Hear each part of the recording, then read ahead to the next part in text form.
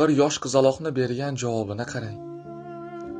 Bundan bir oy oldin chamasi bir ona metroga o'zining 3-4 ta farzandi bilan tushdi.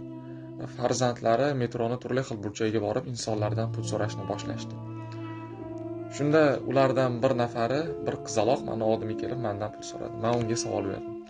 Ismingiz nima? U ismini aytdi, lekin ismi esida qolgani yo'q.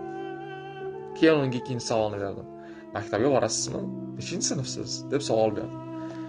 Hali qizaloq javob bermadi va men aytdim. Men o'qituvchiman. Sizga bepul bilim bermoqchiman. Bilim olishni xohlaysizmi? deb savol berdim. Shunda haligi qiz zarda menga qarab, menga 5000 so'm berishingizni xohlayman.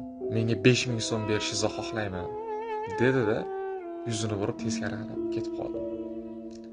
Shu voqea meni juda ham katta ta'sirlantirdi. Va men xohlardimki va iltimos o'laroq aytardimki, iltimos farzandlarimiz xohishlarini vaqtinchalik narsalarga almashtirmaylik.